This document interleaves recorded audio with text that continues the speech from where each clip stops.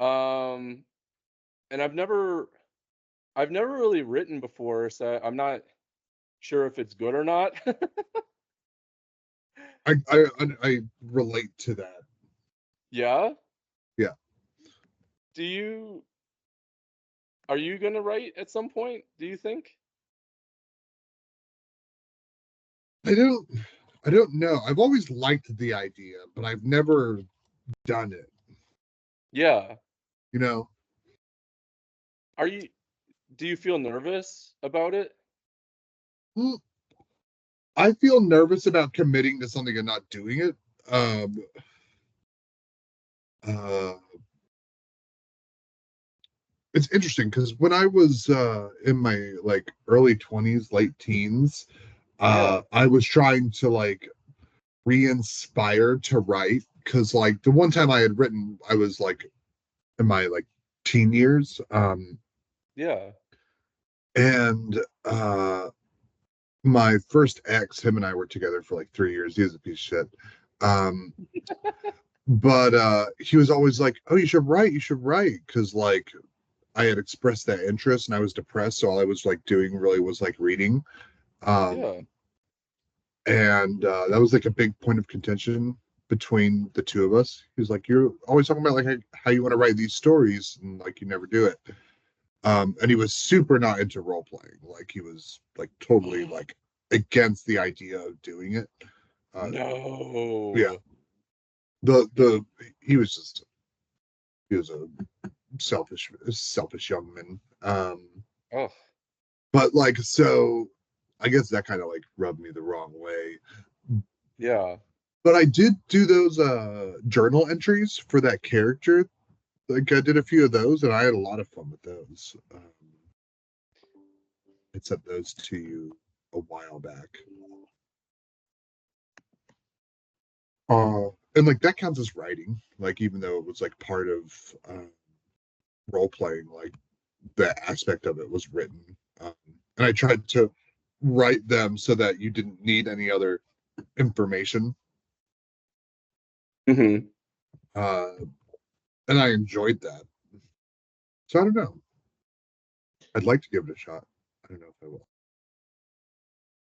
I I would encourage you to, not in like a weird way, because I don't want to be like your ex and be like, yeah, you should do it, Thomas. And by the way, I hate role playing and it sucks. Yeah. I would never, I it would have never, poor taste in yeah, food and music or whatever. yeah, yeah.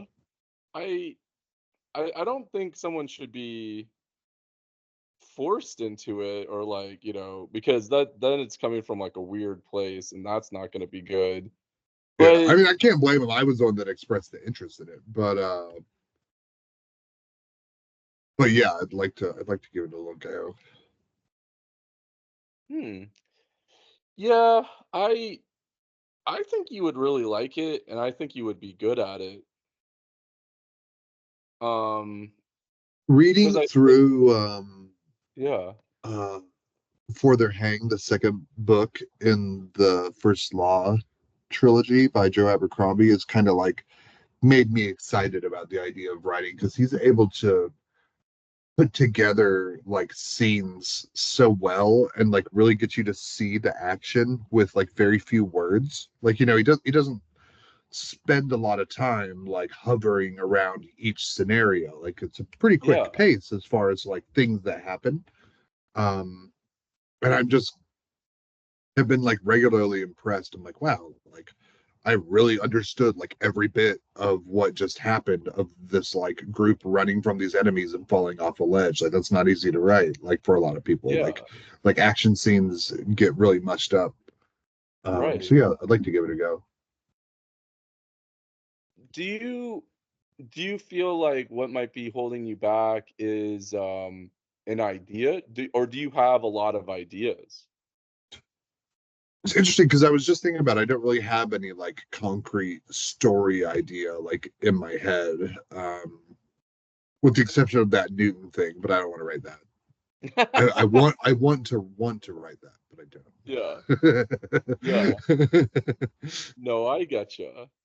I I'm kind of like this. I've never really written anything, but then um you kind of motivated me. And I don't even remember what you said. Like we were talking on the phone and you said, shoot, what did you say? Like what if like a I'm trying to remember what you said over the phone, but now it escapes me. But I remember it like sparked Oh, something in my well, I yeah. I remember we were talking about the idea of somebody interacting with some type of magical world like Narnia, but it like Yes, inconveniencing that was them. it. That was Yeah. it. That's what sparked something in my head because we've recently read Narnia. We're going through Harry Potter now. Well, I'm going through Harry Potter. um and something just like jogged in my head and it's like that concept of like Narnia and then I've been of course reading a bunch of King and the two like mesh together and I was like I feel like there's something there like the horror element and then the Narnia element and then putting them together Because that's and something that I've kind of always wanted. Like whenever Stephen King really like touches on the supernatural or fantasy, I'm like, oh yeah, give me more of that. yeah Um, and yeah like he does a really good job at like keeping you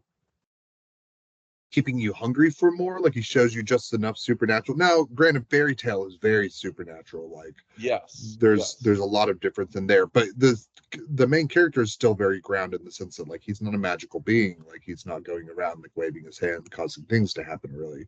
yeah Um, yeah and I want to find a writer who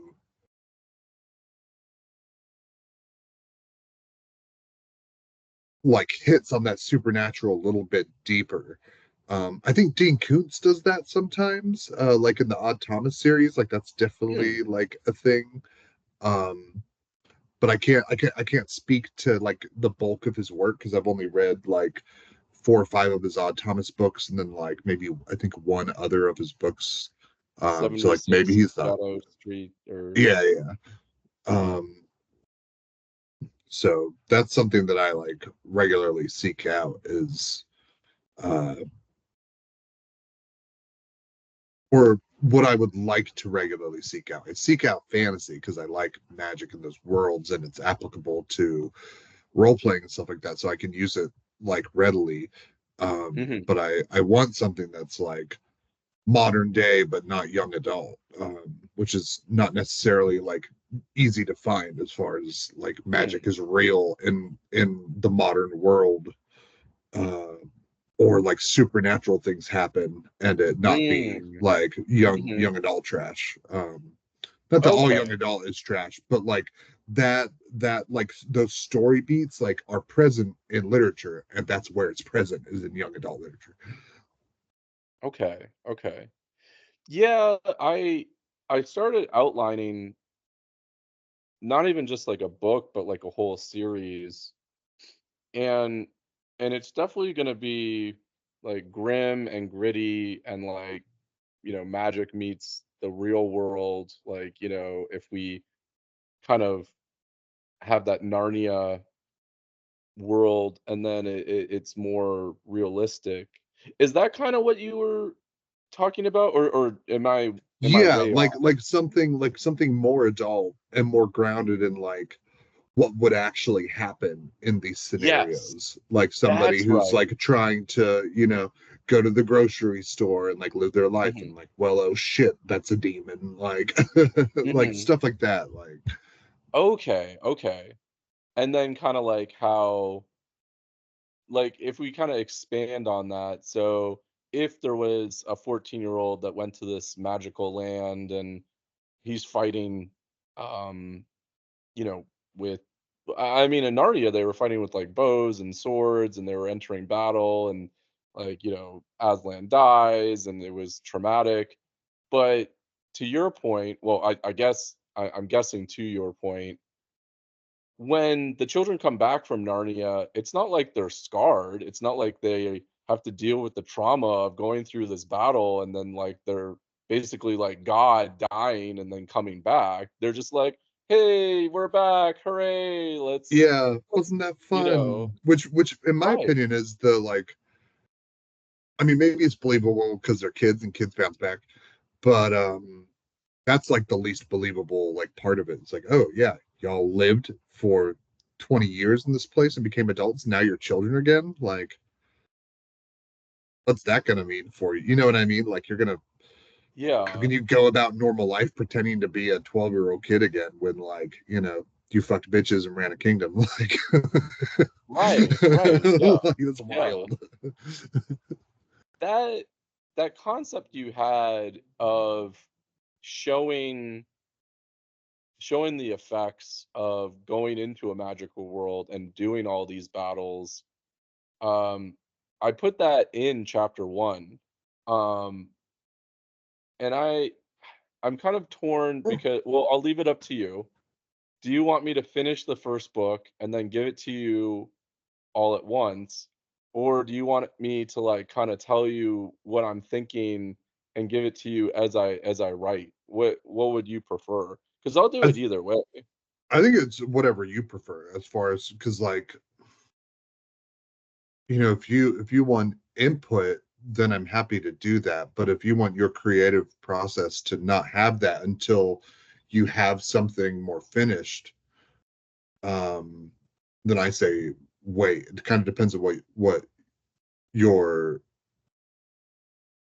looking for. Since I've never written anything ever, I kind of would like your input like chapter by chapter, and I can kind of like outline things and kind of say where I want to go with it, and then you can be like, Jeremy, this is a terrible idea. Let's not do that. Because if I was already an accomplished writer that put together a book, maybe I would have more confidence. But since I've never put out a book, then I feel like I could kind of go down some bad paths or wrong paths where if someone else was kind of reading over my shoulder, they could be like, "Oh, are you sure you want to do that?" Yeah, I'd be happy to read along. Okay. Okay. Um, I'm almost done the first chapter, and so I'll proofread it. I was so excited. I wrote all this stuff out, and then I sent it to you, and that's part of the first chapter. But I didn't proofread it at all. I was just like so excited to like send you something. I'm not a grammar Nazi. I'm not a good editor of like the soundness of the language. You know what I mean? Mm. Like the Mhm. concept and stuff like that. Like I'll definitely give you like good feedback, but I'm not going to be the one to be like, "Hey, you spelled this wrong and used the wrong word here." Like I might notice a few things, but like I'm Yeah. certainly not good for that. Right. Right. Like, "Oh, you changed tenses." Like, nope, not going to notice it. Or I might notice it, but not in a way that's reliable. Yeah. Yeah. Well, in that first chapter where the woman is putting up missing children signs all over the neighborhood, did you kind of see the direction that I was going with that? Like after our discussion, like that idea of like, what if Narnia was real and children went over there? Like, were you kind of seeing like the direction that I Oh yeah, was? absolutely. I Yeah. saw that there was like this problem that nobody had a answer for, and the problem being Hmm. like missing kids and how it was wider and bigger than like just this one that she was like putting up the posters for at the moment. But Yeah. like, and I also got this sense that like, she's frustrated and mad, but also sad, but like has like she has nothing left to do but do this. Like this is Yeah. like the way that she's trying to work the problem, and it's all she has. So like that was like definitely like available to me, the reader. Gotcha. Gotcha. Because, yeah, after I was talking with you, that concept of, like, a more realistic and gritty Narnia world, I was like, "Okay, so what if you could go into a wardrobe and then end up in, like, a snowy tundra with, like, goat people," right? Okay, so if we kinda follow that same line of reasoning, I mean, there might be a lot of children that have gone into this portal to another world, and if that other world is very grim and gritty and maybe it's not easy to get back, I mean, for this like location, it seems likely to me you would have like a ton of missing children. They go over to the other Yeah, world and especially then if it's a they hard portal. Like if it's like a thing that exists, like yeah, Yeah. absolutely. Well, one every 2 years or something like that. Like, the Yeah. near a playground, maybe it's higher than that. Like, Yeah. Yeah. does it Exactly. actively like keep itself from adults seeing it? Maybe it's much higher than that. Like, Which, yeah, would be, I think the direction I'm going with it, I don't think it's going to only be available to adults because there's all sorts of plot lines that I want to explore with it, like the concept of like, what if there's like an abusive husband that's like beating his wife and hates her in this neighborhood, and then he finds this portal to another world, and he thinks like, oh, this is finally my one chance to get rid of this bee and be, rid of her forever, and then basically pushes her into Narnia, hoping that that's a way that she'll never return and never come back. yeah, crazy. I love it. It's kind of like you said, taking that whole Narnia concept, but what if we make it darker and more gritty, and people are using that portal to another world for like nefarious purposes? Like, what if you just killed somebody and you have a body on your hands? Where's the one place that you can dump it that it would never be found? In another world. Yeah. And there's a lot of opportunity there too, like depending on how it works, of like maybe there's a place in this land that's like, you know, just it's like the room of requirement, but like for murder Oh, weapons, like like yeah. No. I like this. I like this. Yeah. Yeah, that's okay. or like I don't kid know. or like even Huh? lighthearted, like maybe this is like where kids go when they're in abusive relationships because like maybe it like picks up on like a need, so like appears like there's a lot of things you can do just with Oh, that one concept too, of like why like is it a static thing that just exists and is just yeah. like not interacting with the exception of what it is, or is it Oh. something that interacts with other with people and emotions in some like Mhm. psychological supernatural way, because that will change how it Yeah. manifests. And maybe there's different ways to get in, like, and maybe those Mhm. ways have a story to themselves that can be revealed eventually. I like uh that. like Yeah. the idea of Santa Claus in Narnia, like existing in Narnia, like that concept of like uh some type of folklore thing that like is actually just this portal, like reacting in this specific way, but it's built up this Yeah. folklore around it. Ah. Yeah. I mean, I guess you could, if you played it right, I mean, you could have a series that goes for it could span so many books because we're just kind of thinking about it from like the American perspective, but what if it was like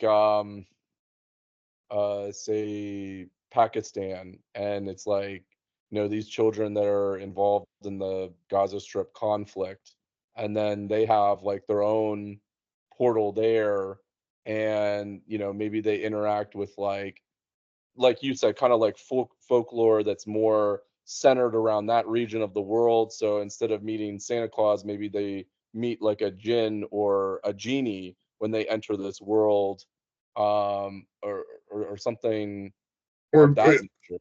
Yeah, there's so many directions you could go. Could be like East Asia, like, oh, you kept your shoes on while you're in the house, well there's a chance that you're going to walk through a door and it's not going to be the door you walk through because you wore your shoes. Or like Yeah. Korea, like sleeping with the fan on kills you, like maybe because of that superstition you sleep with the fan on and like Yeah. you wake up somewhere else, like Oh, I like that. I like that. Yeah. I mean, really, yeah, you could take it and just broaden the idea. Okay. Thomas, I like talking to you. You have a lot of good ideas. Very cool. Is this gonna be idea like, medicine. oh, what did you say? It's a thing that we say at the in the apartment, like Minson is like a proper noun, that we Uh-huh. give to things. So if I'm about to light a cigarette, so I'm a cigarette Minson right now. Oh, wow. So I was an idea Minson just before. An It's idea, stupid. Vincent. No, no, I like it. I want to be on the inside of this joke, this thing. You're a writer Minson. I want to make you a writer, Minson, too. I'll just give you all my good ideas. Okay, It okay. sounds like Fair the enough. optimal way for me to do something like this is to not do Yeah, it to help someone yeah. else. Yeah. I I think you'll read the first couple chapters, and then I think you're gonna get excited and want to like add to it or like make your own book. I sense that in you. And what I'm hoping too is like when you're role playing, like you kind of get this like hindsight's 2020. Like whenever I finish a session, I'm like, man, like now that I see like how it went, like I wish I did this and I wish I did that and I wish this happened that way. Yeah. So like while writing a book, like especially if you have somebody read it as you go, you can kind of like change it up as you go along, and incorporate Yeah, ideas. exactly. And it's interesting because I was reading Before They're Hanged, and there are two story beats that I saw them happening, and I called them immediately. And it was interesting because I was like, it's weird that like it's happening like this because it's so transparent and I can see the tropes happen, but I'm still really Mm, excited to read it because Joe Abercrombie's so talented. So the two things yeah. were Giselle Luthar, the hoity-toity winner of the contest that went Yeah. with Bayaz and his crew. I was Mhm. like, he's gonna get maimed. Like on this adventure, like he's gonna have some type of disfiguring thing that happens that's going to cause his character growth. Absolutely happened. Called it Yep. immediately. Yep. Um, and uh, Colonel West with Crown Prince Ladislaw when they go to England and try to deal with Bethod, and Mhm. he gets West and Ladislaw get left on the southern part of England because they think it's safe. And I was like, the army's going to come around and he's going to ride out to meet him because he's a moron and he's gonna die. Like it's going to be Yeah. horrible and everybody's going to die. And that's exactly what happened. Like, and it was so interesting to read it, to see it, to know that's where it was going to go like fairly certainly. Like I was pretty confident. And being surprised, I was like, why is the author showing me his hand? Like, why is he like Mm. pulling these tropes? Like it's like so clear. And then like as they happen, it's just different enough that you're like, oh, but I love how he did it. Um, yeah, so I think like working like with Yeah. readers while you write, I think it can be a sword that cuts both ways. In one hand, like you have your own creative flow, but like when somebody else like enters it, it's like being parried almost. But at the Mm. same time, you get to Mhm. redo the cut. Yeah. Um, Yeah. I wonder how many authors do. I mean, it's probably every single like writer and author has a different way of going through this process, that creative process. And some I bet are Yeah. super isolated, and some probably did have a core of people that they like talked to and like developed what they were writing as they went. Yeah. Yeah. I don't, yeah, I mean, I feel like since I've never done anything like this before, I feel like it just makes more sense to like send it to you piece by piece so that if I start going down something totally crazy, you can be like, Jeremy, this is not working. No, don't do this. You know. I I will also say this. Like I'm more excited about life than I can remember in a long time because I guess that I guess doing something creative and then sharing it, I guess I have to do that. You know, it's like innate in me. And yeah, so I'm super, super happy. Like I woke up this morning and I was like, oh, I get to work on the book and then I get to talk to Thomas about it. And I was, Nice. yeah, kind of, yeah, like really, really excited, like really pumped up. So Yeah, Yeah, we'll there's see nothing how it like goes. it's the same way I feel about role playing. Yeah. Yeah. Hmm. I will always role play with you, Thomas. Just invite me over. I I'm always there for any game. How big of a bummer was it when I swear we waited like a month and then everyone got sick like all at the same time? I was like, oh no. dude, it's been miserable. I don't think I got it because nobody else got it, but like it's been Oh, pretty good. shitty. Yeah. Yeah. Yeah. What's Kelly doing? Oh, she's fine now. Oh Yeah, nice, she like bounced back. Cool. yeah, I think Wednesday you were like, "Hey dude, my throat's sore." And I was like, "I knew it. I knew this was gonna happen. No, damn it." And then like literally the same day, Kelly's like, "I don't feel good either." And I'm like, Why is this happening? I Why? waited so long for this." Good God. Like what horrible luck. And It's yeah, then funny. I It's like a curse in my family that whenever we take vacation, like that's when we get yeah. sick because it's like our Oh, bodies really? know when we're not working. Like so they're like, oh good, time off work. I can be sick now. I'm like, no, don't do it. Oh, jeez. There's been a lot of I situations where I had like plans or like concert tickets or something, and then like shit happened and like I got like real sick like around then. So I try to no. like sneak up on myself with stuff, which is Oh my dumb. God, really? Yeah. Oh, Have jeez. too. Huh. Well, we can't ruin concert tickets. That's expensive. Yeah. No, that hasn't not with concerts. That hasn't happened in a long time. Then again, I've only gone to a handful of concerts in the past few years. Mm. You can always go with us. We always welcome anyone that wants to go see music with us. It's has to it's a weird balance because I hate people in large groups. Like and I hate dealing. I like it Really? at the same time. Yeah, like I'm like I'm an extrovert and an introvert. Like I love hanging out Hmm. with people and stuff, but at the same time, like the idea of going to like a large event where there's a lot of people, it's just like ugh, people. Uh Yeah. so I've been going to the Deer Hunter. I want to see Andrew Bird. I think he was coming to town. Let me see. Yeah. When is he coming? Uh,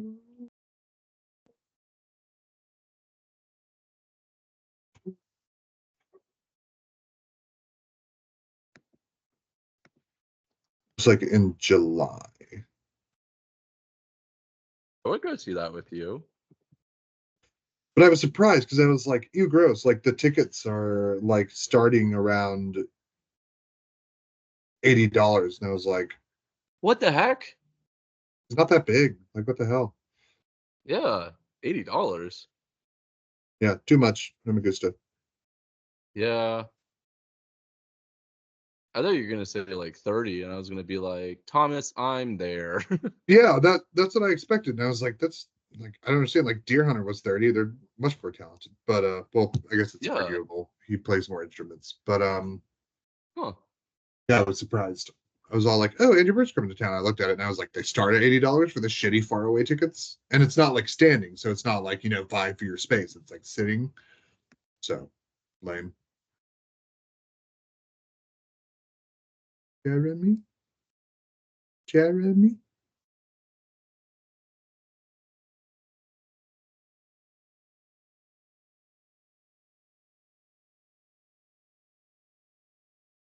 Jeremy.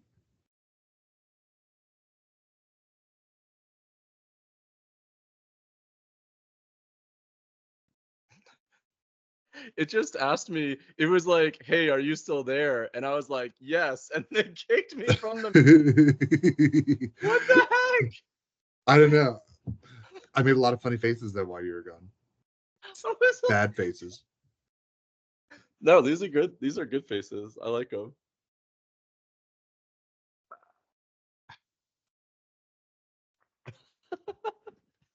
Welcome back.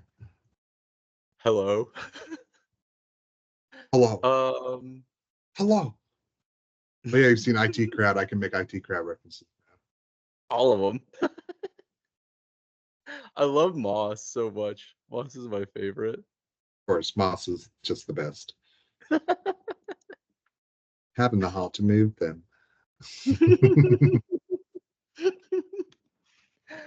I love when they're pretending to be into like rugby and soccer and gambling. It's one of the best episodes. All the episodes are really good, but I love that My gosh. episode. Yeah. Whenever like some sad or like awkward situation happens, Justin and I will look at each other and we'll be like, Wagner's always trying to walk him in. Like just like say their lines. He's like crying in the car at the end. Yeah, they're having a laugh.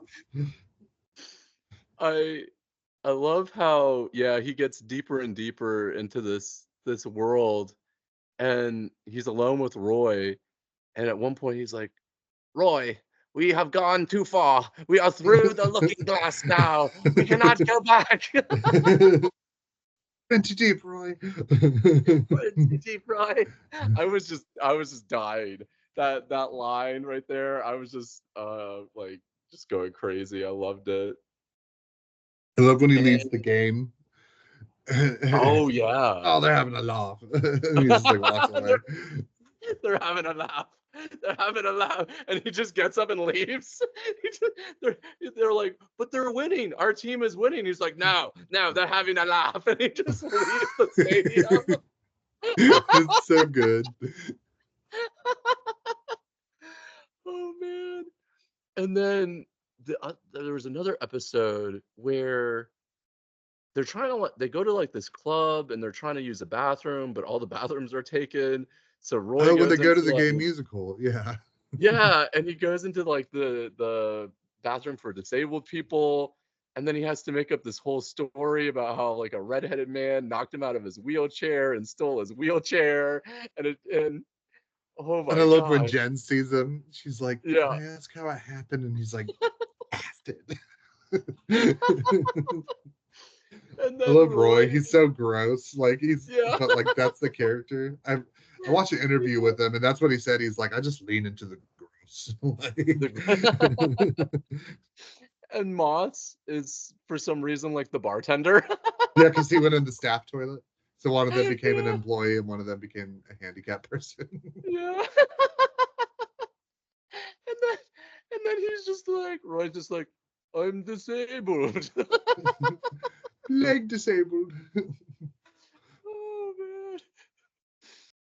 Yeah, that episode was very, I would say very, very not politically correct, which kind of surprised me. I guess the humor back then was a little bit different when it came out, but seeing it now, you're like, oh wow, they're pulling Yeah, out all the stops. I love the gay musical scenes that they see. It's like, I love Willie's, and the bartender's like, "Could you keep it down?"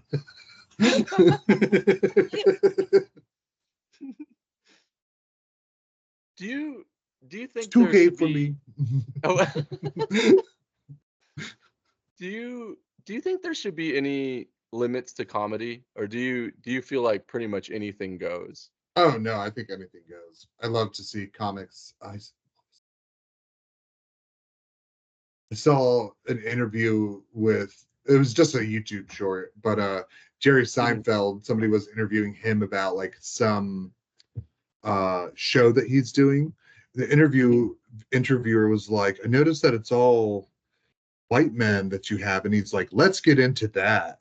Yeah, Like it yeah, like pissed him off. It's so funny. yeah. He I know exactly what you're talking about, and he was livid immediately, and he Oh was yeah, like, I loved it. It was one of my favorite "Yeah, like interviews to watch. I want to watch the whole interview, and I want to see what the show is too, because I love Seinfeld. I love his humor. yeah, And yeah, I think comedians I mean, free speech. Yeah, let the audiences decide what they want to see or not. Like, they'll weed them out. Right. I think I want to say that was in regards to his show, like what was it? Driving in cars with coffee and what was it? Like Yeah, comedians driving in cars with coffee? Wasn't that yeah, like the name of the I think show? so. Because yeah, they were like, "Why are there so many white guys?" And he was And like, cars getting coffee. That's it. Yeah. "Yeah, yeah,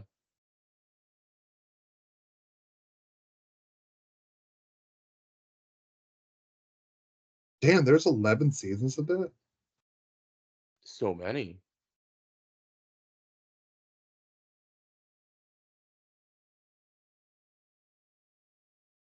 What did that air on? That's a good question.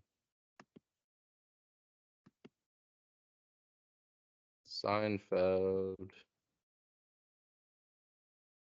Yeah, it's Uh, basically like his version of a podcast, which I really liked. huh. Like that's kind of like how I thought of it. There we go. Medium cars.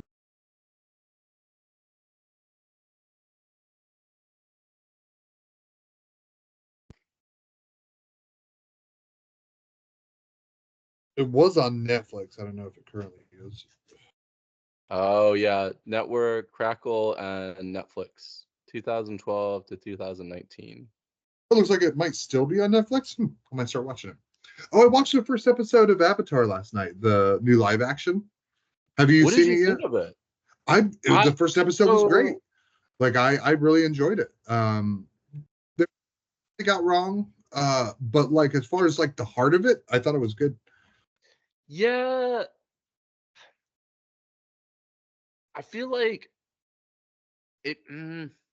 It may. As far as the cartoon, I'm like season 1, episode 13, where they just encounter Jet and his band of terrorists that are trying to like bomb the dam and like kill all these people. Yeah, And yeah, they're trying to like flood like a village of the Fire Nation. yep, yep. And it's just like, yeah, you're trying to kill some innocent ass people. Like, yeah, I know that they like stole this village and like settled it, but like the hmm people in the village didn't do that. Like, they just got moved here by the Fire Nation. Like, yeah, Jet's a fucking terrorist, dude. Yeah, that's what Kelly calls him too. She's like, yeah, they have Jet the terrorist, blah blah blah blah. So it's difficult because I keep relating it back to the animated show, which I feel like is the best. So then when I saw, what's the name of the old Earthbender? Boomy? Boomy. That's right. Boomy. Yeah, I thought the fight in the show was really cool, but then seeing the fight in the live action, it just I haven't gotten there yet. I've only seen the first episode. So yeah. I don't. Well, I don't wanna, like, color it for you in any way. Because if you think it's amazing, then I want you to think it's amazing. I'll let you But know. Yeah, because yeah. like there were things that I found disappointing, like Aang being able to fly. Like airbenders can't fly. Um, Mhm. that's a story beat in one of the later in the Korra series that happened afterwards, which is also excellent. Oh, really? Um, yeah, the Legend of Korra it's like the next Avatar after Aang Mhm. is excellent. Like I love Korra. It's just as good in my Oh. opinion as the first series. Yeah. Yeah. Um, yeah, it's a story beat. Like airbenders can't just fly. It's like a special ability that like three people have unlocked. But I get why in the series they animated it so that he could just fly, because that's a lot easier to do than a million other things. So like it was Huh. like whatever. Um Yeah. or not in the live action. Like I get why it was easier for them to just let him be able to kind of fly. Um Right. uh Hmm. but like otherwise, like I like the casting so far. I think they're casting for Sokka, Aang, Katara, Zuko, Uncle Iroh. Uh, I think that's everybody that I saw in the first episode.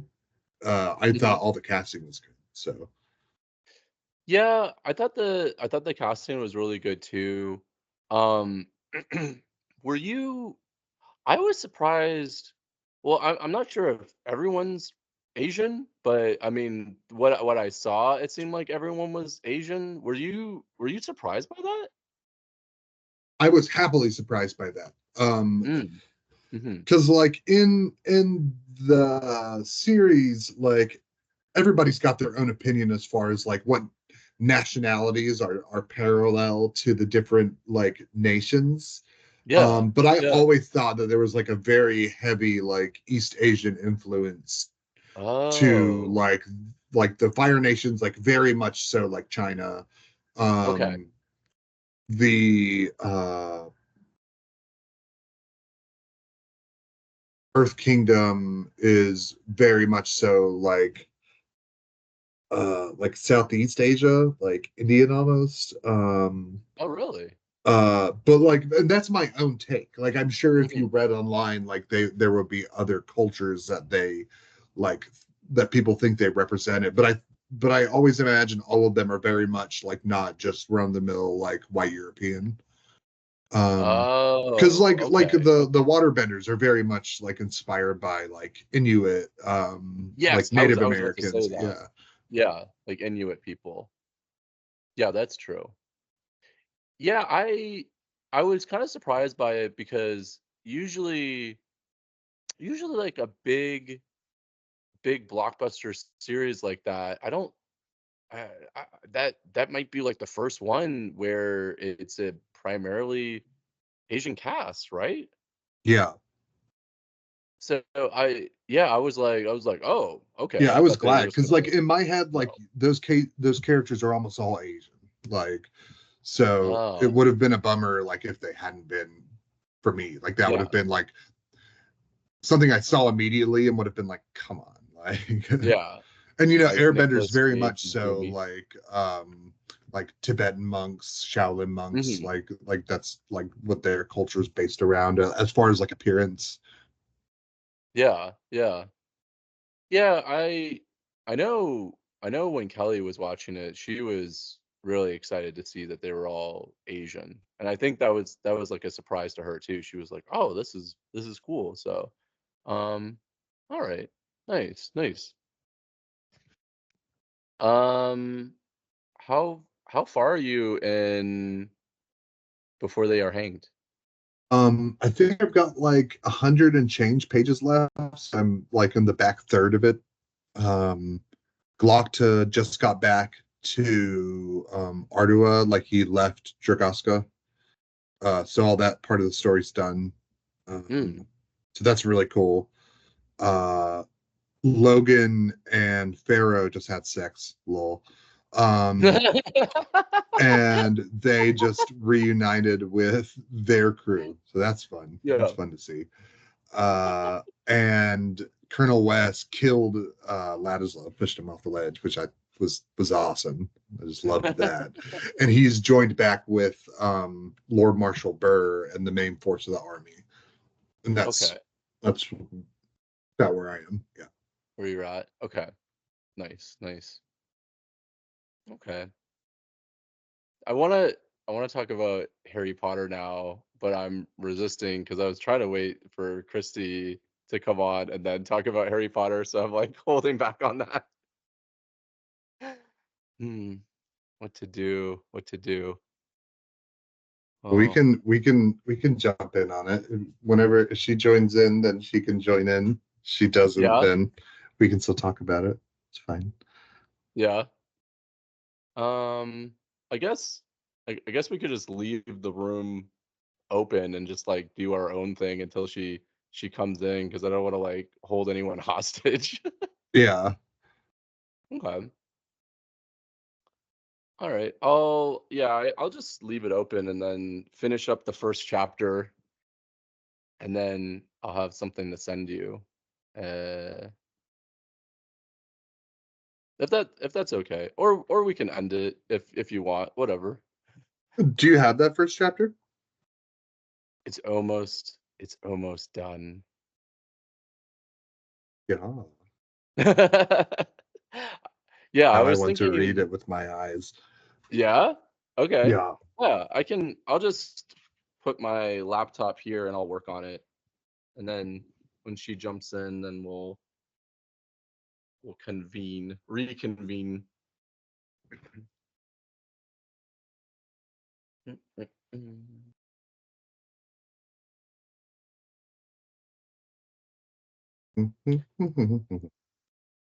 Have you ever read some like a friend's work before?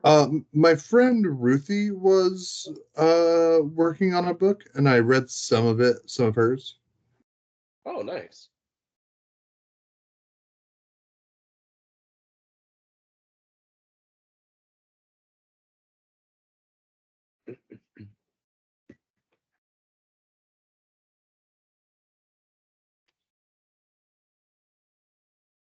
I look at my computer is so bad.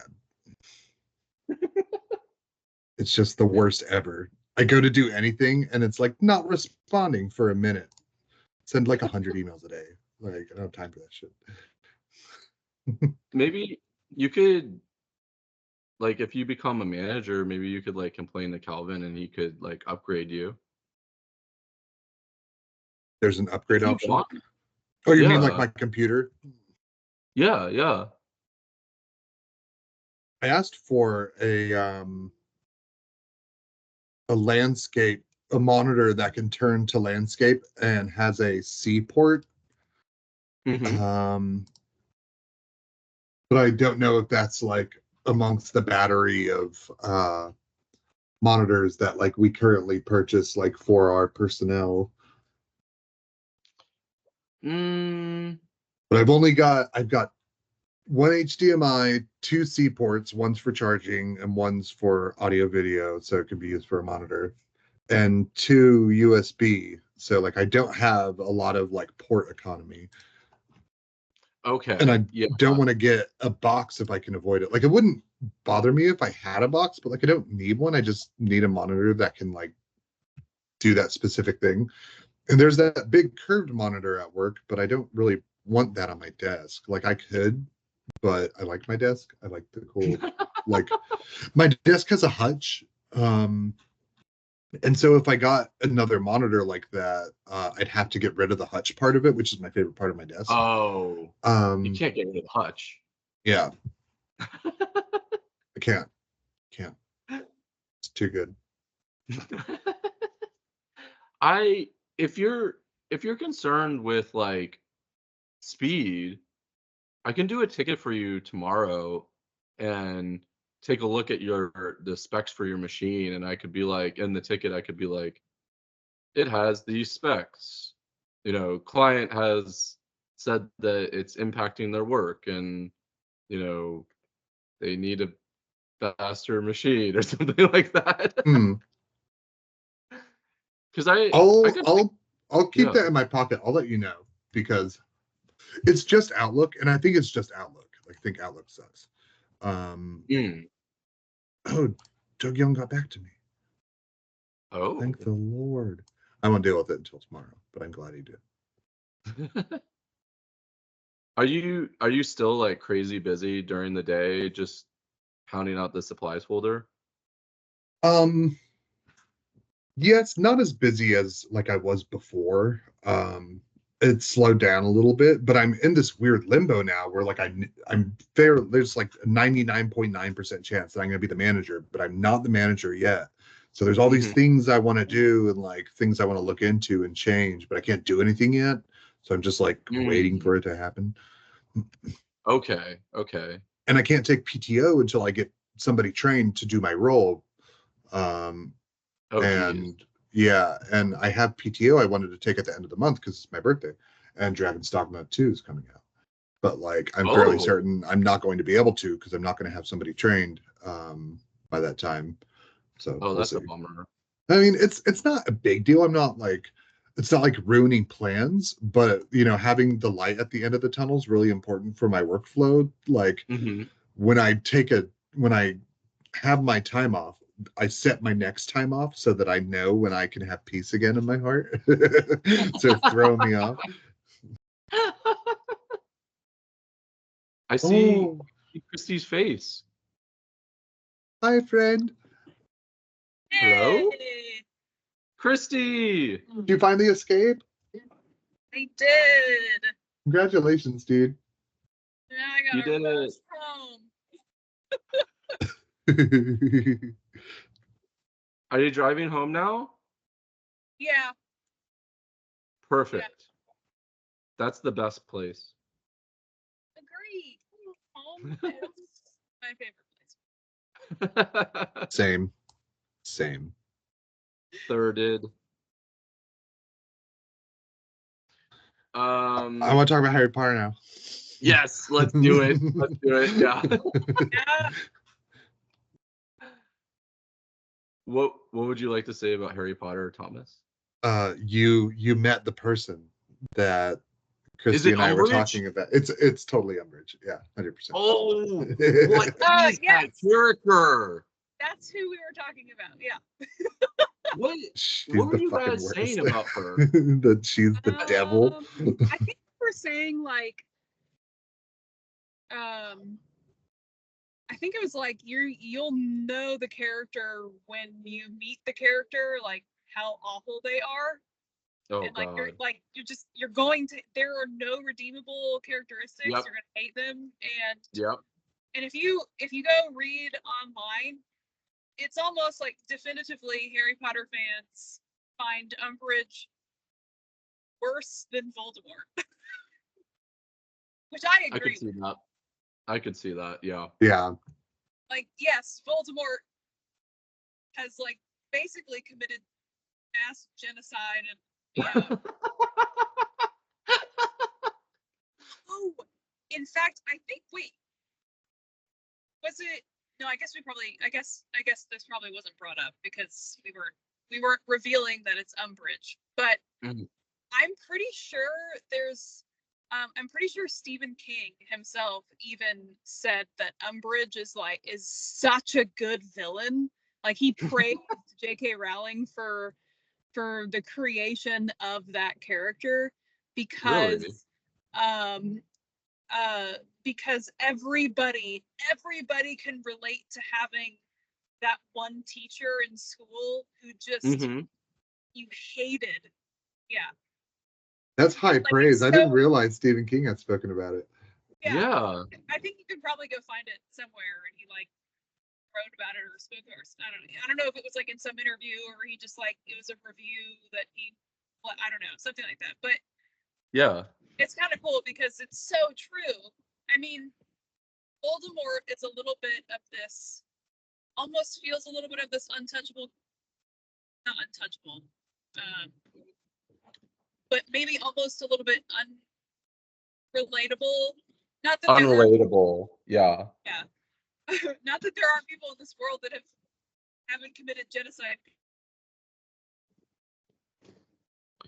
Like, you know, that's kind of far removed if you haven't actually experienced it. You know what I mean? Mm-hmm. Mm-hmm. Whereas almost everybody has teachers that they grow up with as they're going through school, and yeah. Speaking of genocide, Oh no! What a segue.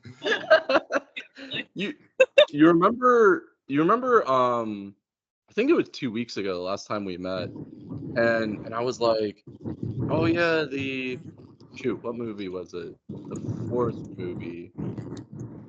The Goblet of fourth Fire. movie where, yeah, they first introduced the Death Eaters, and I was like, Yeah. guys, it's the Klan. It's the freaking Klan. Look at the pointy hoods, right? And Oh yeah. and I thought to myself, and I believe Christie's counterpoint was, I didn't first think of the Klan, and also why would it be the Klan? Because J.K. Rowling is British and they don't have that in their history, so why would that even be a thought? So then, of course, I Googled it and I was like, am I the only person that thinks this? You know, if I'm the only person that thinks it, then I'm like, oh, okay, then I guess I'm just, for whatever reason that stood out to me. But Yeah. then I found a Reddit thread, and in the Reddit thread, someone said that there was a behind the scenes, and now I believe, so the movies were not made by British filmmakers, correct? The movies were made by No, American I filmmakers, believe right? they are American. Yeah, Okay. Yeah, all the casting And was British though. Rowling was very specific about that. that's true. mhm. since so apparently since it was made by American directors, according to this person on Reddit, they did in fact try to portray them closely to the Klan. They wanted to invoke that imagery or that idea. That's why they come out at night and they're burning stuff down and they've got torches. To Yeah, Thomas's point, Thomas noted that after the fourth movie, if you look at the Death Eaters moving forward in the next films, they dramatically changed their costumes. Right, Thomas? Isn't that what you Yeah. yeah, noticed? Some people thought that it was too outrageous or too wild to have, like an analog for the Klan in children's movies, but that's actually not why they changed their outfits.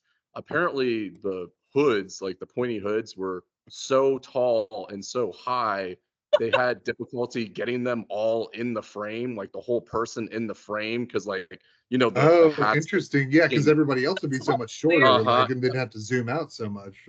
Exactly. So you had some characters with these super tall, pointy hoods, and then you had other characters that are just normal, and they had difficulty with filming and keeping everything in frame, which is in fact why they went on to change the costumes and reduce the size of the hoods, That's so not because it interesting. was originally based on the Klan.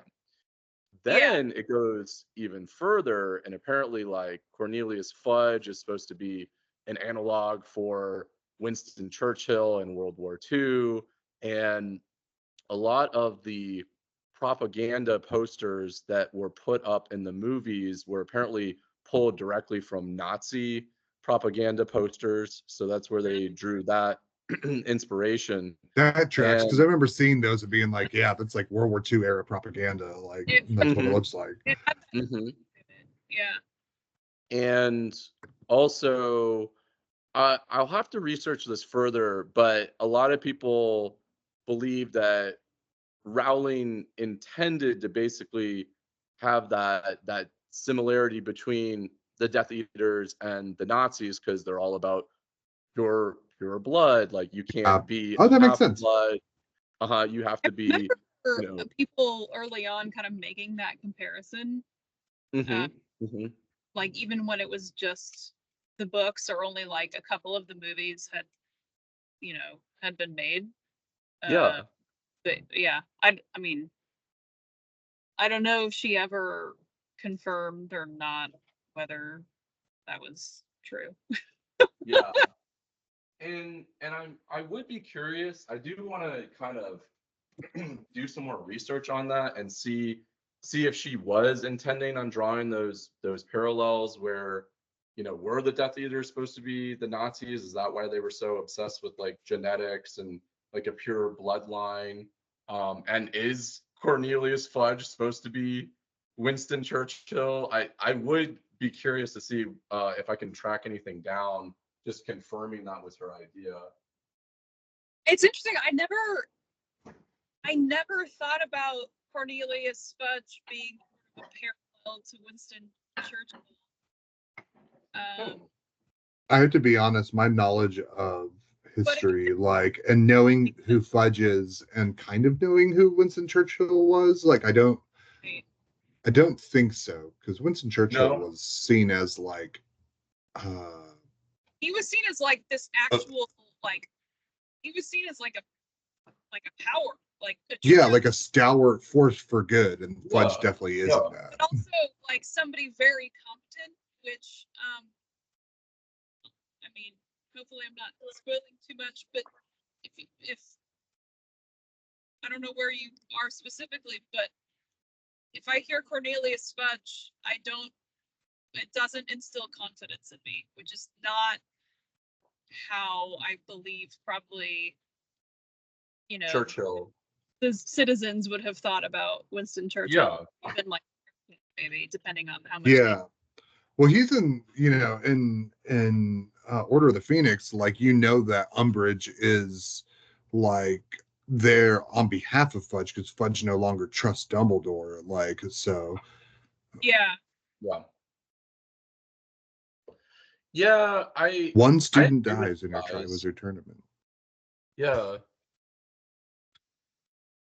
Like, I to don't me, Cornelius Fudge always felt like a bit of a bumbling idiot. yeah. Like he was Did always 2 steps behind everybody at best. Right. did Whereas I Churchill definitely wouldn't describe Winston Churchill for just at least, obviously, not that I Hmm.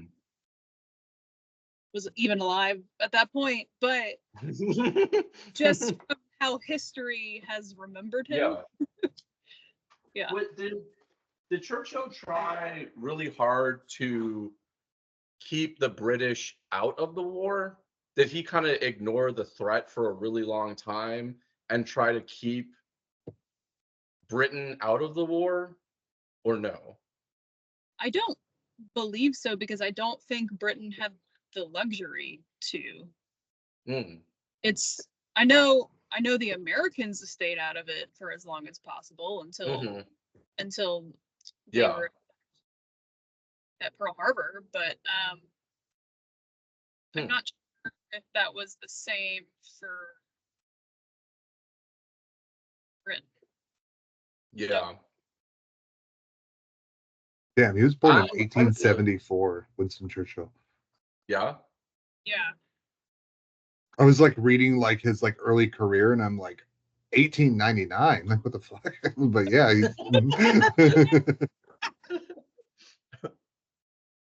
Mm. One thing I wanted to bring up is there's such a dramatic shift in the books, like a crazy, crazy shift in the books. And now that I'm on Order of the Phoenix and almost done Order of the Phoenix, I would say the first two books are now some of my least favorite because they almost feel like children's stories. And like now you get to the fifth book and it's like, oh, okay, this is like modern day fantasy almost. This is more adult. Like this is really exciting. Stuff is really happening. And I feel bad about having that opinion, but it's like the first two books feel so childish now compared to like the current one that I'm on, where I'm like yeah, really engrossed in the story.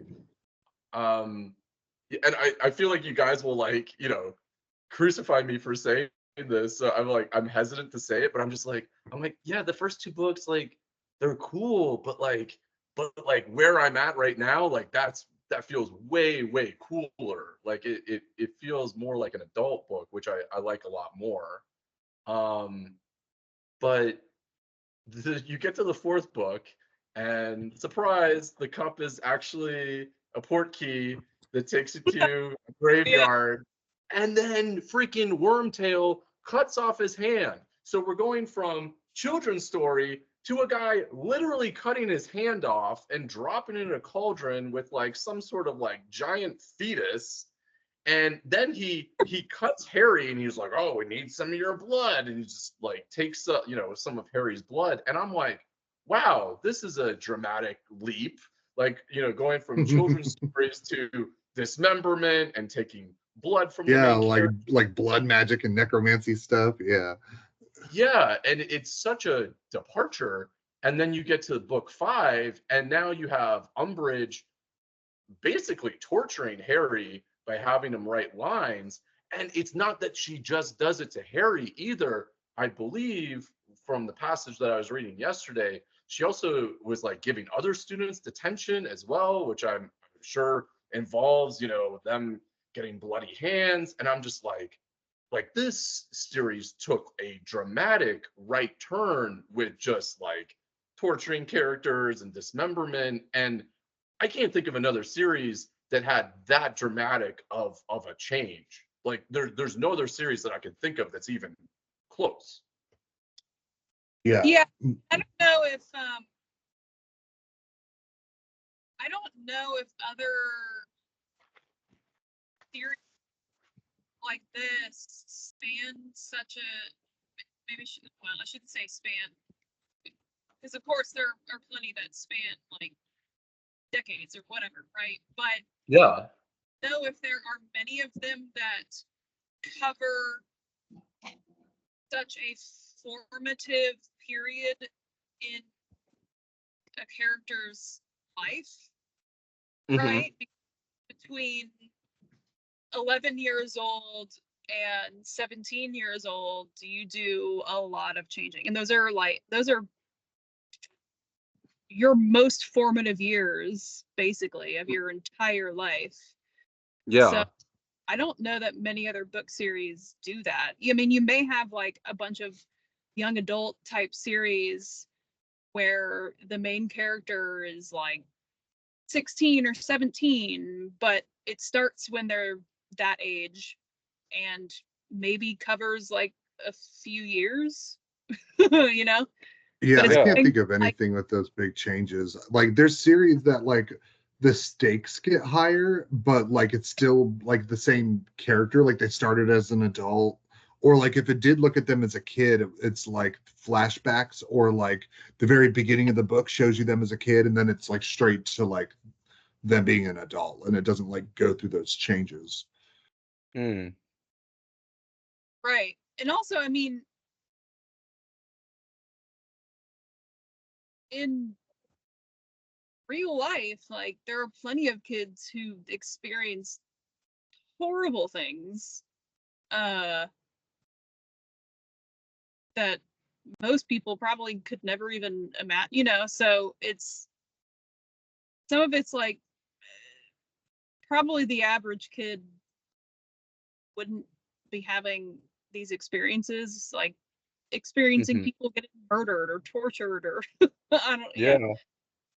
But then there are actual kids in this world who do see it, and yeah, I don't know. Hmm. Yeah, I mean, Wormtail cuts off his hand, and then Cedric is murdered right in front of Harry. And then the Yeah. body is then teleported in front of like the whole crowd, and they gasp. And I'm like, whoa. Some Oh of man. that for everyone. Yeah. And Harry doesn't even seem to be able to process that death correctly, judging by how he talks to Cho Chang. It seems like it seems to me like Harry hadn't properly processed Cedric's death, because when he goes on that like date with Cho, he seems to not really, the way he addresses her and he's talking with her, he seems very unaware of like what her feelings would be. I don't know. What do you guys think? Um. Does that happen after Cedric dies? Mhm. Yeah, Cedric dies in the fourth book, and then Order of the Phoenix, he's really excited. So they're all in the room of requirement, and there's mistletoe, That's and right. they That's right. they have their first kiss, and he basically stumbles into asking her out on a date. Like he doesn't even realize he's asking her out on a date. He's like, "Oh yeah, I was gonna go to the, like, I don't know, Three Broomsticks or something." No, he goes to it's like Miss Pudwill's tea room or something like that. And I believe they go on Valentine's Day because there's like some sort of like cherubs over them that are like constantly shooting arrows and shooting out hearts. And he basically screws up their first date, mentions Hermione repeatedly, tells Cho that he has to go see another woman, Hermione. He's not very sensitive towards Cedric's death. I mean, he just completely botches the whole thing. And I was just like, you know, Cedric didn't die that long ago, and you have to be sensitive to that when you're with Cho, but he seemed to just kind of glaze right over that. Also, like his character has had a lot of abuse and trauma. So I wonder if like that's part of it too, is like his character just kind of like moves on. Yeah. He He's doesn't like, deal with "What?" it. He just gets away Right. from it. It's like bit of a defense mechanism for him, or he just sort of like, I don't know. I mean, if I remember correctly, Cedric's death does hit him hard, but he probably doesn't process it the way he should. Mm-hmm. Because I imagine because he's seen so much death Yeah. already and had so much abuse already that I don't know if he just sort of just like, yeah, okay, we just move on. That's a good point because Hey, you look at yeah. I don't know. Because Christy has a good point because he's already experienced so much trauma and abuse at the hands of the Dursleys, and he's probably just like, oh, it's a dead guy, it happens, it's just like Life is I hard. I think that kind of shapes his character too because I almost gasped while I was reading because that that torture scene where he's doing the lines, I must not tell lies, and it's making his hand bloody and raw. And then I believe he completes about a week's worth of detention. And you think that like Harry's learned his lesson and he'll never cross Umbridge again and he'll just be quiet and do as he's told. And it's almost like the very next class he with Defense of the Dark Arts, and he's back at it, mouthing off again, just like right in her face. And I was just like, oh my God, like she's torturing him and he's in it all the way. He doesn't even care. He knows what the consequences are, and he's just like, screw it, and I'm like, wow, I didn't expect that. But I guess that's how, like, like you guys are saying, he just kind of became that person from everything he experienced. Yeah, if there's one thing to take away from just the whole series, Mm-hmm. it's that Harry never learns his A good point. lesson. It's so true though. Yeah. And maybe, I don't know, part of that is it's like, okay, yeah, that's a kind of a classic Gryffindor, right? Mm-hmm. Yeah, he's gonna hit his head against that wall because there's an injustice there, and like you can't not do that. Right. They're known for their bravery, right? I think even their stubbornness as well. Ah. Harry, for sure. But also, yeah, he's just like, look, I don't give a shit. Yeah. Yeah. Yeah. I used to live in a closet for 10 years. Like, Can't do anything to me. I lived in a closet. I would not be surprised at all if he's totally a product of his environment, right? He became that because of what he Mm-hmm. was put through as a kid. Yeah. Yeah, he was so not in control and like at the whims of adults that now when he finds like adults that like are like punishing him without need and full of injustice, like he just has to stand up to it. Like he has to keep taking it. Yeah. Yeah. I love that about his character. I mean, I thought he was gonna cower away from Umbridge and like not say anything, and then when he just kept standing up to her, I was just like, yes, like I love that about his character. I think it's even more important to him in book 5 specifically, and specifically Umbridge, because he is doing the like uh environment dark art stuff on the side. So like he's the Hmm. first time that he's like actually thinking of his actions like from a leadership perspective. Yeah. Yeah. Not that he's making the best choices, but that like he thinks this is what he should do like in that role. Yeah. When when he gets to the graveyard at the end of book 4 and all the Death Eaters come out and you have Malfoy's dad and then you see a few other Death Eaters come out and Crabbe and Goyle were there. I was disappointed.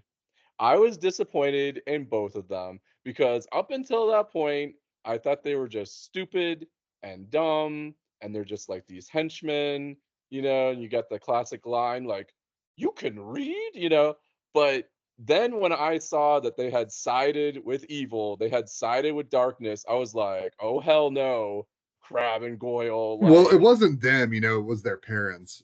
But mm, yeah, mm, the whole Crab Goyle Malfoy families are all Death Eater like swine. yeah. So it's just like yeah, that's a good point. I guess they're kind of forced into it because they have to follow their parents, so they had to be there. I didn't They're a think about it that product way. of their own uh, environments just as much as Harry is. Like they grew up with, Mm. blood purist wizard parents. That's who they are. Yeah. That's a really good point. I will cut them some slack, question mark. Maybe I they'll just redeem themselves. I hope so. I really hope so because I for some reason I didn't expect to see them there. Like I was like they're just kind of bullies and they're kind of dumb and they're following Malfoy. But then when I saw them there, I was like, okay, you guys can't be doing this. Like you're following a Dark Lord while he's literally trying to kill your classmate. Come on, like you have to draw the line. Wait, Like were the kids actually there? I didn't think the kids were there. I think it was just the parents. I think it was their parents. If I did I interpret that wrong? Yeah, I Maybe I think did. I think it was their parents. Like he calls them Crab and Goyle because that's their last name, but it's their parents. Oh, did I? Yeah, Maybe I completely misunderstood. because even Malfoy is Oh, like, but he refers to him as Malfoy, but Malfoy is just his last name. So you could say Malfoy about his father too. okay, okay, okay. Yeah, thank you for correcting me. Sorry, I thought it was the I love that you two. thought it was the students though. That's fun. Yeah, and I was like, what the heck? Like they're just sitting because in the book, don't they always refer to the two students as Crabbe and Goyle? Okay, Yeah, they do. I don't. okay, maybe. Mm. Do we ever even learn their first names? I don't know. I I can't. I think Malfoy just introduces them as Crab and I think he we've got does. to know their It's first like name. we obviously know Draco Malfoy, but I don't know if Crabbe and Goyle ever get first name. But I'm First. pretty sure in the at least in book 4 it's supposed to be Crabbe and Goyle's parents Oh because yeah, you guys. Yep, you they're guys are. death. Yep. Gregory Whereas Goyle and Vincent Crabbe. Those are the kids' names. okay, whereas I don't think like it feels silly to say that there might be like a age limit or not a limit, like an age requirement to be a Death Eater. Why would Voldemort give a crap about that? But Right. but Right. you they don't ever really describe any of the students or the kids as Death Eaters Okay. Okay. whose parents are Death Eaters, at least. even Okay. even if you could sit there and say like, oh yeah, if given the choice, Draco Malfoy would probably like voluntarily be a Death Eater, but nobody ever Mhm. refers to him as one. But his parents are absolutely Death Eaters, Mhm. and same Mhm. with Crab Boyle, and then any other characters who've got kids and this like at Hogwarts. Mm. So yeah, I Yeah, don't know. Mhm. I looked it up. The children were never there. That actually makes me feel better. I thought they were watching your classmates die, and I was like, "Oh my, I am so disappointed in both of you." That I is that actually is feel a Shame lot on really better now. you. so much worse. Yeah. Okay. Yeah. I saw Crabbe and Goyle, and immediately I was like, "What are they doing there?"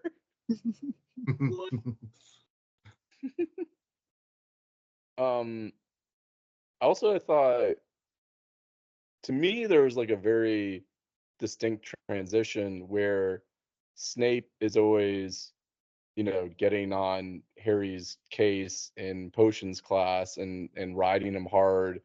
And then in the fifth book, Snape is then part of the Order of the Phoenix, and Snape is starting to make that transition to good guy or kind of like anti-hero a bit, because he's training, he's doing those private lessons with Harry.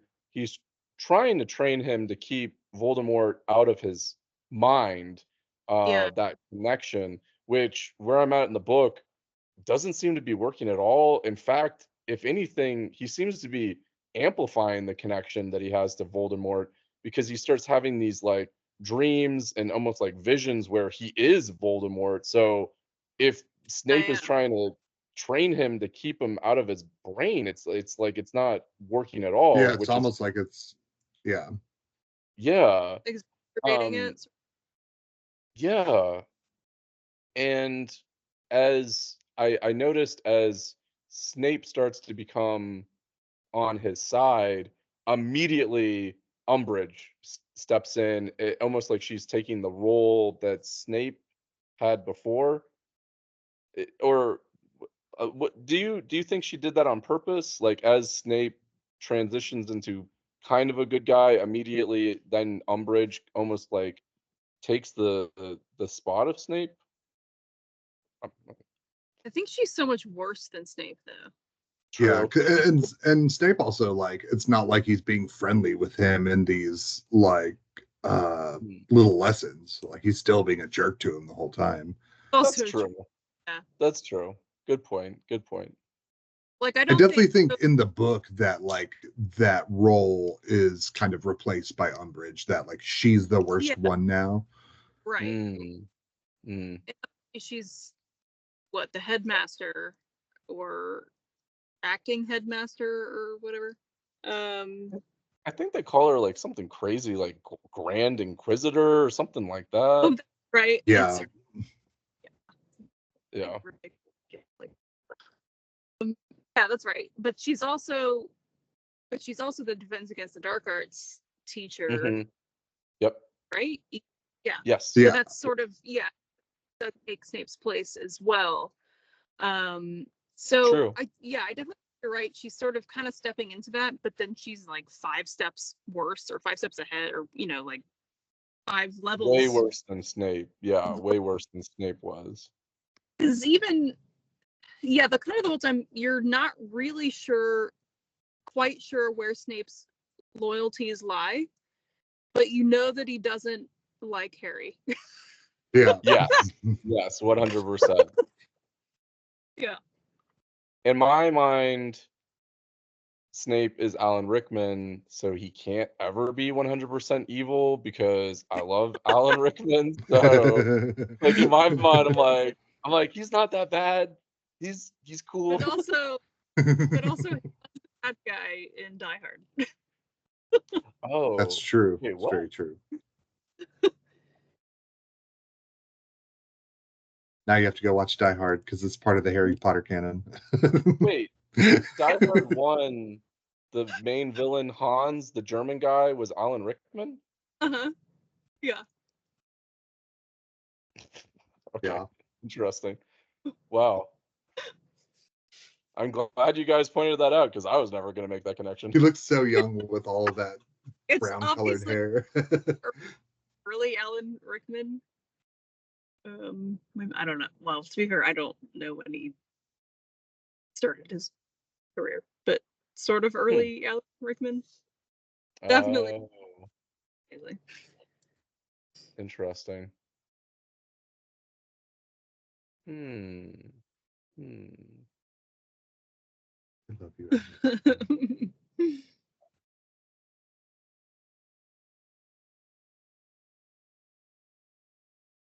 Oh, he was the bad guy in Robin Hood too. Oh, really? Yeah, he was Robin, the sheriff of Nottingham. like, wait, Robin Hood Men in Tights? No, the one with Kevin Costner. Uh, Yeah, the one with Kevin Costner. I thought you meant Men in Tights. I was like, I don't remember I Alan Rickman in that.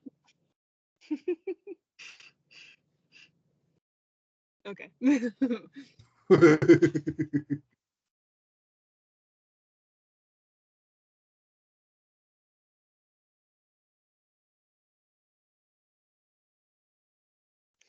I think the Dementors are taking orders from Voldemort now. They're just like, we were protecting the prison, but we're all just gonna take off now, and there's gonna be a giant prison break. I think that's what happened. Yeah, That's basically. what I think. He basically takes control over them, Yeah. essentially. But He gives them better lunch rations. To be fair, though, I always got the sense that nobody really had control over the Dementors, and they're oh, their Yeah. own entity, and they, obviously they want to suck the soul from anything nearby, any yeah, living thing nearby, basically. But yeah. and yes, they guard the prison. Azkaban. Thank you, Azkaban. Mhm. But I I always got the sense that it was a little bit more out of there's all these souls that you've provided us. So yeah, Mhm. well, Yeah, it was like a natural place for them to congregate, and they just kind of like worked Oh, with it. more of a yeah. symbiotic relationship rather than Mhm. hey, we have control over you, and you Mhm. guys are gonna guard this prison, gonna guard Azkaban and keep prisoners from escaping. It's more I always felt like it was a little bit more, here's all these souls we have provided you in this prison. Yeah, keep them Mhm. here. Keep them Yeah. here. You can do what you want to them as long as you keep them here and let them escape. Yeah. I've been rewatching the movies before bed over the past couple weeks, and I'm on the third. I think we're about to go into the fourth.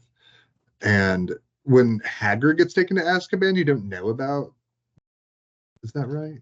Yeah, when Hagrid gets taken to Yeah. Azkaban at the end of Chamber of Secrets, you don't know about Dementors. So then, like when you learn, you're like, Mm. wait, fucking timeout. Like, what did they do to Hagrid? Like, for Wait. fuck's sake, it's so bad. Well, the prison break though raises so many questions in my head because if if what happened is Voldemort basically pulls them away, allowing all those people to escape.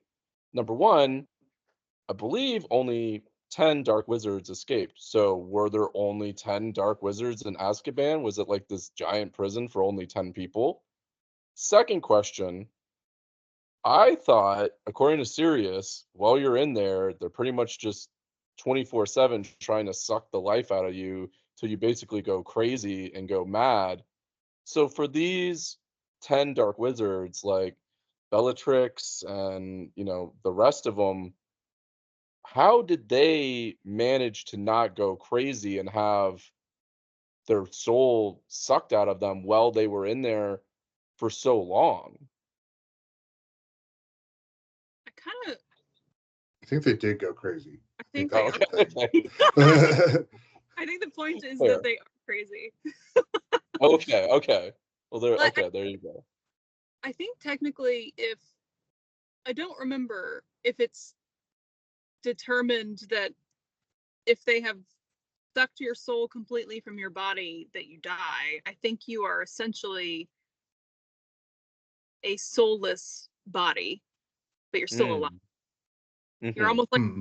a zombie, But they're also basically. not mm, supposed to do that final soul sucking without like ministry like allowance. Like that is mm, a thing too.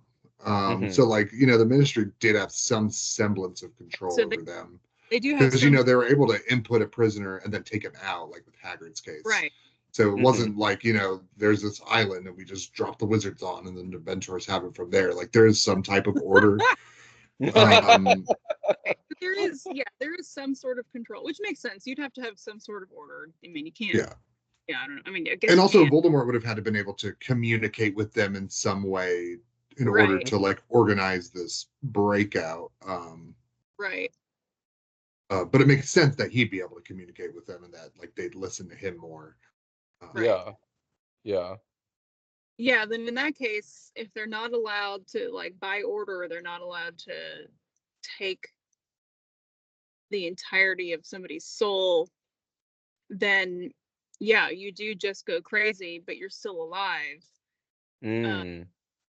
and if you are then broken out of prison, but you were You already a end up like prisoner, Helena Bonham Carter. right? Which, man, is what's her name? So good Yeah, she's so good. as Bellatrix. I love her. You see her play that character, and you're like, yeah, she's insane. Yep. Crazy. Mm. She spent, 20 years or whatever the hell it was with Dementors. So What's the name of the actor for Malfoy? Jeremy. I think it's Jeremy something. I can't remember. no, no, not Jeremy. Jeremy Irons. I love him, but no, it's not him. um, Jason Isaacs. That's it. I actually didn't get to it. I realized I'm ahead. Mm. But there's a blooper of him like swinging his cane and like saying something like cruel to like Daniel Radcliffe, like Harry Potter, and he actually like catches his hair and he stops and he's like, "Oh, I'm sorry, love," and like it's so funny to see like Lucius Malfoy like all in black with his cane and his long hair, and, like in character, and then to like pop out of character and like talk to Daniel Radcliffe and like, "Oh, sorry, love," and then he like goes back and resets at the bottom of the stairs. Like, I love it's so cute. During the filming, Malfoy and Hermione apparently had a crush on each other, like in real life, I apparently. didn't. Remember reading about that. Hmm. I thought that was cute. Oh, Um, friends, I think I must call oh, off. yep. I'm starting to become a hungry boy. No, yeah, I absolutely. know a hungry boy as well. We're all hungry boys here. I am also a hungry boy. Yeah. That is a good way. That is a good place to cut it off. We'll talk about Hagrid trying to recruit the Giants next week. Oh, yeah. Yes. Okay. See you guys. Bye, guys. Bye.